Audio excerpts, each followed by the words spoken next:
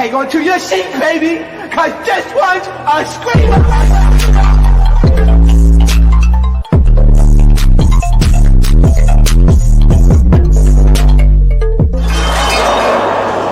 Are you not entertained? Are you not entertained? What's going on, entertaining? So I'm coming to y'all with another video. Y'all, we are recapping Cardi B's album, Am I the Drama? Before I get started, make sure y'all hit that like button, hit that subscribe button, and let me know what you guys think about this video. Okay, so first of all, this album has 23 tracks. I've counted as 21 because I feel as if 2 of them shouldn't have been on there, especially since they were made in 2021 and we are in 2025. So it's been like damn near half a year that you dropped that song. 2 songs, Up, and I'm talking about Up and WAP, okay? Now, with this video, you guys, I'm going to be talking about the tracks individually. Some of the tracks I will not even mention because I don't think it was worth even a mention or to discuss about. I will say this album, I don't think was too bad. The only thing I didn't like was it was a lot of sampling. I feel like it could have been a lot more original songs on the project because a lot of it was sampling on sampling on sampling, okay? So first, let's start off with the track named Dead. So at first I was a fan of this track when it started, like the whole intro with her talking about how she's going to unalive all of these bloggers and these naysayers and these female rappers and all that. Like I love that. I love the fact that she started the album with that. Like that was a strong ass intro. It wasn't her talking, but it was a dude talking, saying all of this. Now, as soon as the intro started, she started rapping and stuff. I liked it. And then it switched. It gave me like Meek Mill vibes. Y'all know how the hold up, wait a minute. Y'all thought I was finished? I hate that shit. I ain't gonna lie to you. Like, I cannot stand when rappers do that. Like Drake did it on Give Me a Hug too, where like he like switched up the beat in the middle of the song and it threw it off completely. It felt like, what the am I listening to? Like it was like a mistake. Like somebody like switched the CD on accident or something like that. But I do love the intro of the song. So I think it was creative and I think it was like a strong start to the album. So next we have Hello. Hello, you guys, is a club banger. She put out this track to me purposefully. Now, this single should have been put out over an Imaginary Players. There's a couple of singles on this track, on this album, that I feel like should have been put out as individual tracks before the album dropped, before an Imaginary Players, because Hello is a bop. There's certain songs that I added to the Spotify playlist, and that is one of them. She really ate during this song. I think this song could really be the type of track you could hear in a club. This is the type of track you could hear, you know, in certain commercials, urban commercials. Like she ate when it came to that song. Next, and by the way, I'm not going in specific order, okay? So I'm skipping around stuff for some of them. Most of it, I'm going in order though. Next, we have Pick It Up. Now, am I the only one that had like a little bit of difficulty differentiating her voice versus Selena's? I was like, wait, is that Cardi or Selena? Like the whole time I'm listening to it. But this to me is a skippable track. This to me is a very skippable track. Like I don't ever see me going back and be like, "Ooh, let me go listen back to this." Like this to me is very skippable, like extremely skippable. Um, I kind of expect a little bit more. Like I feel like she should have tapped into more of the Latina route with this, like like a you know, okay, let me stop. I don't mean to compare the two, but y'all get the vibes. Like I feel like could have went that route, but instead we kind of got like a lovey-dovey, you know, mainstream sort of like popish record, and I didn't feel it too much. So that to me was a heavy skip. Next, we have Imaginary Players. You already know how I felt about this track. I told you guys it was like, it was okay. I feel like this sample still fits like a rapper like Lola Brooke, like a rapper like Lady London, but I get what she was going with this, trying to go for like a more lyricist aesthetic with the track, but it literally sounded like she was reading from a piece of paper. Like, I just don't see her performing this live and then just know all the lyrics down pat. Like, something about it gives like, y'all remember when Drake, that one time on tour, like when he dropped that album with like 30 something odd songs, and then he went on tour and tried to perform it, and then he was forgetting some of the words. This is one of the songs I don't think all the words are gonna be remembered. Just my opinion, okay? But I do see what she was trying to go for. Next, we got Bodega Buddy. Okay, this was a TikTok leak. It dropped It leaked before it really dropped, and I love this song. I like the way it sounds, the Latin inspiration of this song, the reggaeton vibes. Like this is the type of sound that I feel like Cardi needs to make like her niche. I hate when she tries to like go for like the popish type mainstream vibe because it always sounds a little awkward to me, depending on the song. But I feel like this is her vibe. Like this song to me was this track was too short. It was too short. I wanted more. It was like not even 2 minutes. It was like an interlude. I fantasize interlude. What up in the mood? Keep me let's start. But no, it was like an interlude. Like it was too short. It should have been way, way longer. Okay, it should have been a longer of a song than to pick it up. The pick it up with Selena really should have been like the interlude. If we're gonna be honest. Okay. Next, we got Salute. Another one that I added to the playlist. This should have been a track that was released before an Imaginary Players. That is how you anticipate an album. Salute, like it's so catchy. Salute, even the damn chorus, like that track is fire. It's fucking fire. I love it. I love it. I love it. I love it. I love it. I love it. I really love that track. Okay. It's extremely catchy. And that's what makes Cardi B's songs really, really good, is because she'll have tracks that are so catchy because of the wordplay. So Salute, I think, is one of them. So I feel like that should have been, dropped way before an Imaginary Players. All right. Next we got Man of Your Word, which I'm gonna go to that.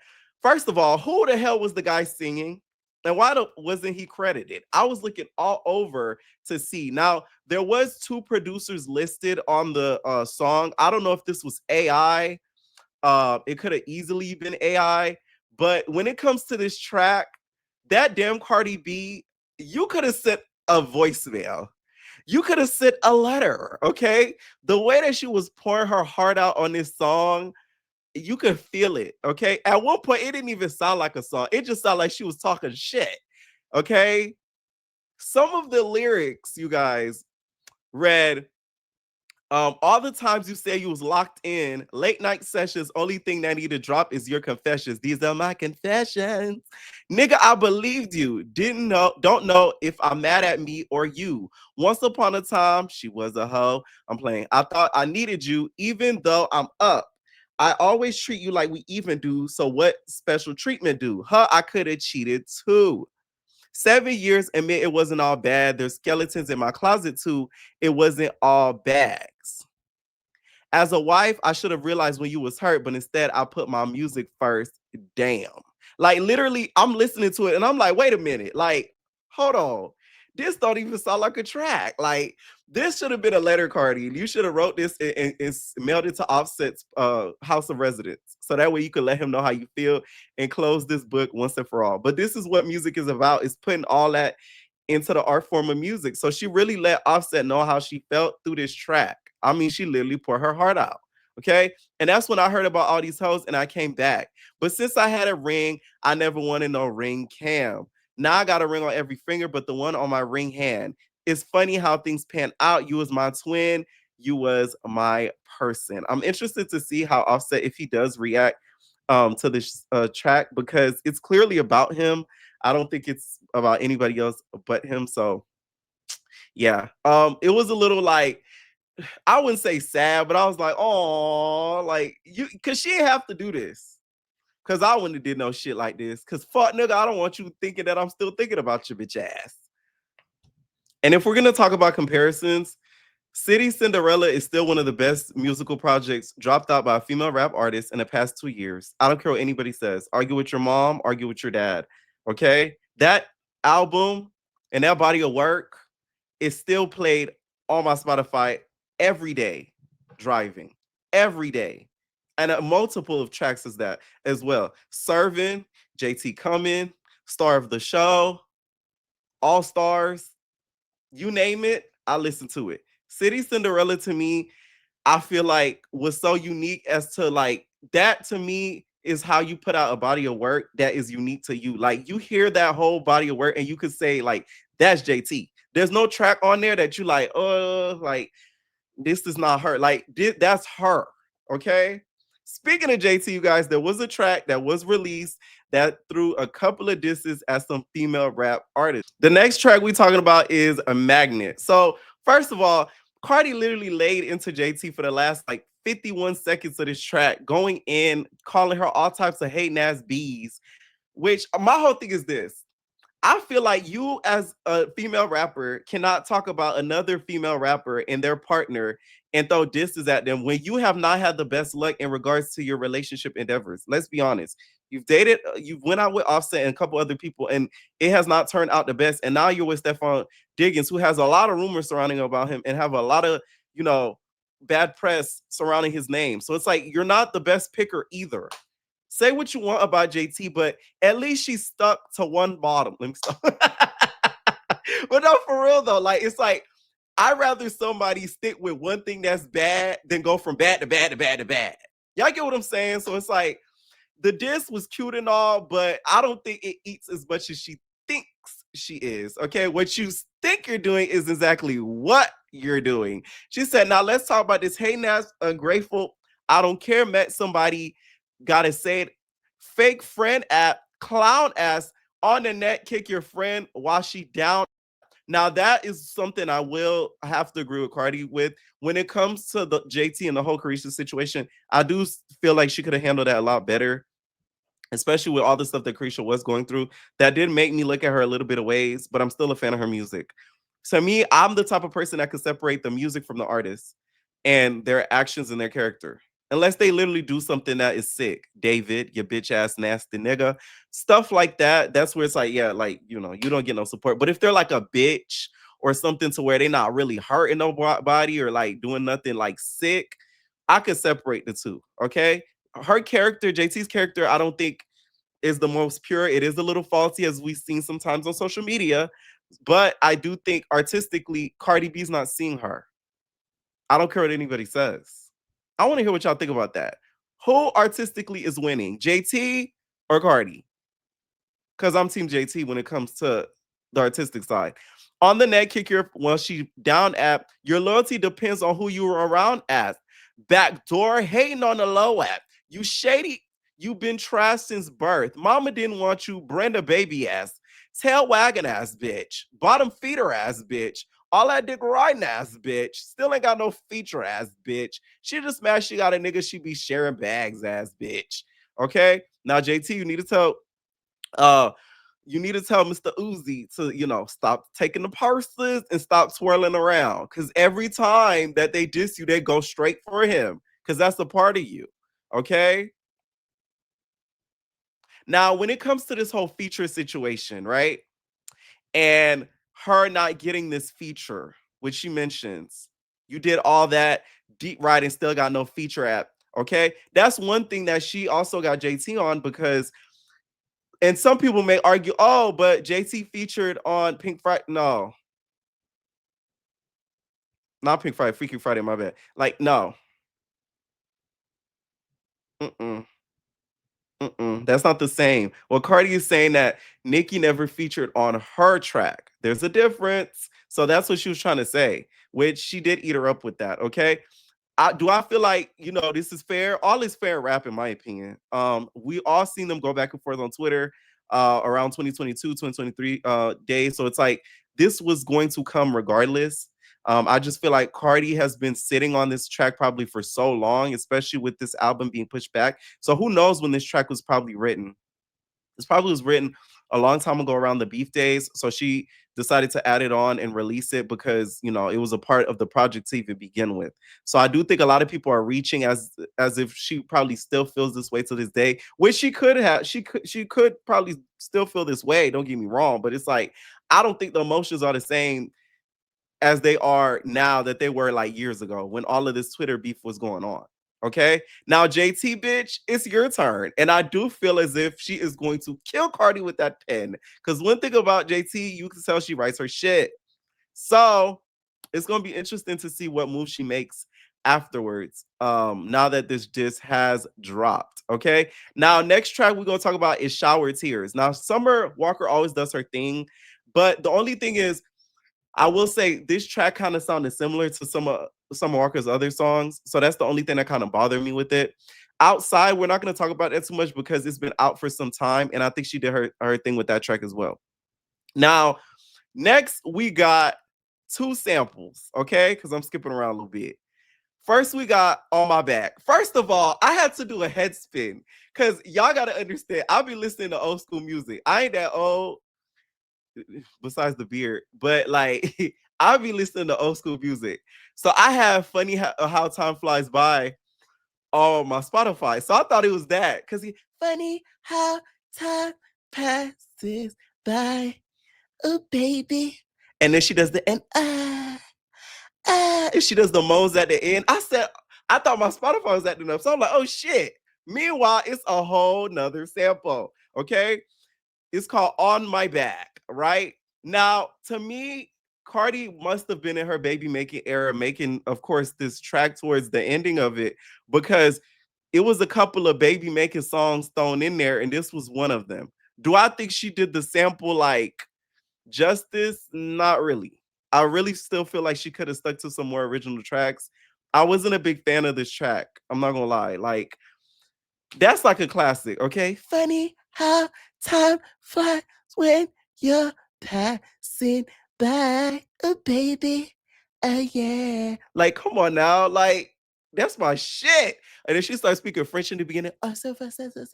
I can't speak French. I can only speak Creole, y'all. So not too much. All right. And then we have another sample, Principle, okay? Another Janet Jackson sample.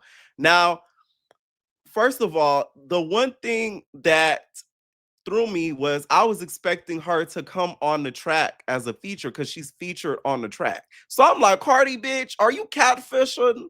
You catfishing on an album? That's like a YouTuber saying, I'm collabing with such and such, and they just reacting to a video. Bitch, that ain't a collab. You're just using their shit. You get what I'm saying?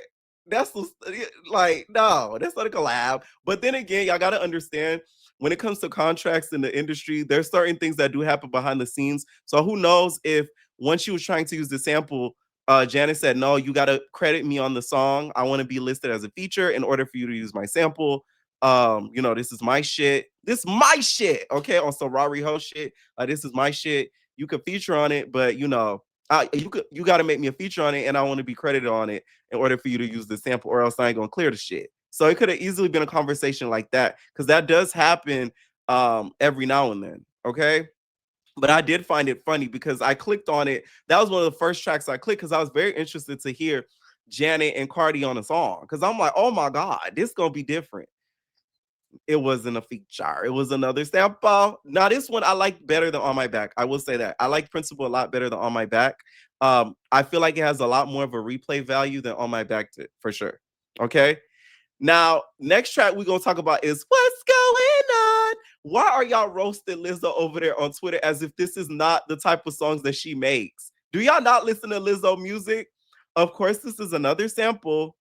Let's not be, stupid here, but like, this is the type of songs that she makes, y'all. So it's like, I don't get the discourse over there on X and on social media. Y'all are reading Lizzo as if she went, on the track and started howling like a wolf. She wasn't that bad. Damn.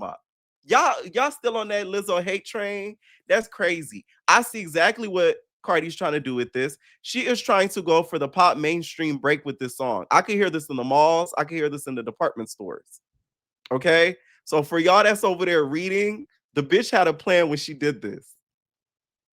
By the way, y'all, let's rewind a little bit. JT already had this, Cardi on the track. If you guys go listen to Serving, she kind of mentions a girl. She doesn't say the person name, but she said, you was basically popping fashion wise in 2017, bitches 2024 ho, and you ain't got that shit no more ho. You ain't got that shit no more ho. I'm that bitch. I'm that bitch at the code. I'm that bitch. Come on now, like she already had made her strike. So this is like Cardi's like return, but that's besides the point. Please check out JT's album. Nishi. I already know what y'all gonna say. Oh, he always rooting for the Florida girls. I don't give a fuck. Shine my shoe, you dusty hoe.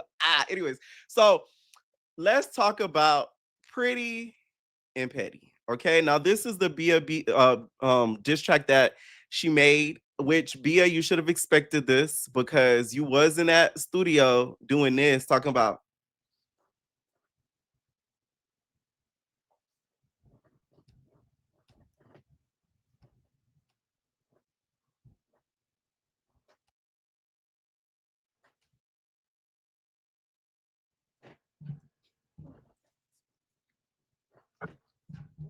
You get what I'm saying? So it's like I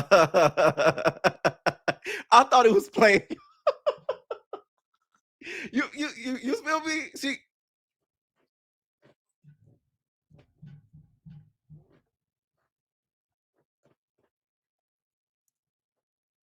You was in the studio now. So it's like this was to be very expected. Now, in this diss track, you guys, she basically clowns Bia about her artistry, basically as if like nobody knows her. She's irrelevant. Says, name 5 Bia songs. Gonna point into your head. Bow, I'm dead.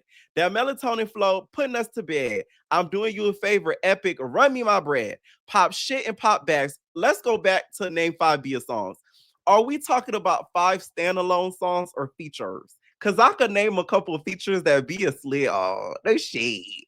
I could be your nasty girl. Da, da. You don't want that. Like, come on now. Y'all gotta go listen to Seven Streeter featuring Bia. She slid on that. She slid on that. But five standalone songs. A lot of them could be Bodega the remixes. So it's like, it's not a lot. I will say that you can name like boom, those are Bia tracks. Like I'm talking about standalone tracks that you could just like bow, bow, bow, bow, bow. So she does have a point. She does have a point. Every time I pray, I thank God I'm not you. I'd rather die on the surgery table. For I walk around looking like you wanna looking like you. You wanna beef with me? Are you sure? Did she even get a BET award? Ha. Sweat me cause you bored. Just a big lap dog. Be a Labrador. Rawr. This was to be expected. I don't care. I feel like Bia did a lot when it came to beefing with her, and this to me was her comeback. And it's to be expected. I do think Cardi B won the war because at the end of the day, I feel like her not responding back with a track right away sort of made Bia look a little foolish, especially with her previewing the track in the studio the way that she did. So I think this was the best strike that she could have did. Okay, she kind of waited and dropped it instead of just like going back and kind of giving her the clout that she wanted at the moment. So that was a very smart move on her end. Okay. Next, we got Nice Guy. This song is featuring Tyler, which by the way, like Tyler sounded very different on this song. It gives me like a get ready type of vibe. You know what I'm saying? So I feel like this song has some replay value, and I could see this being picked up by like pop mainstream radio for sure. And then the last one I wanted to talk about was Killing You Hoes. This track, she slid 8 down. This is the type of track, another one that should have got dropped before Imaginary Players. Slid down. This is another one that I added. Okay. So I did add a good amount of tracks on the Spotify. Okay. I think she slid on this. Okay. You could really, there's some tracks that you hear on this album that you're like, this is Cardi B. And there's some that you hear that you're like, what the fuck is this? Okay.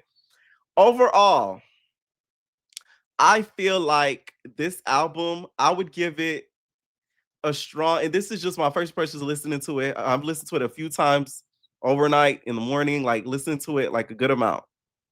I would have to give it like a strong, like 7 out of 10. And the reason why is because of the sampling. That it's not higher than that 7 out of 10. I feel like it had too many samples on there. And the reason why it even got the 7 is because she put tracks on there that were released way long ago that hold some weight. WAP, that holds a lot of weight. Up, that is literally a saying that everybody in their mama saying now. Oh, it's up and it's stuck. Like you can't refute that. Regardless or not, it is on the album, so you got to take that into consideration. So that's why we give it a strong 7 out of 10. But I just feel like she could have stopped with some of the sampling for sure, especially sampling like Janet Jackson. Like that's not a bitch you just sample off the off the rip. You know what I'm saying? Like you really gonna have to like do your big one sampling a bitch like that. Like, okay, I'm just saying. Let me know what y'all think about the album. What are y'all first impressions of it? Do you guys feel like the rollout was worth the album and the anticipation of it? Drop your thoughts down below. What were some of y'all favorite tracks? What tracks y'all felt like should have been left off? As you guys saw, I did not even talk about all of the tracks on there. There's a few that I did not even mention because I didn't feel like they were even worth being talked about. Okay, let me know what y'all think down below, and we have babies.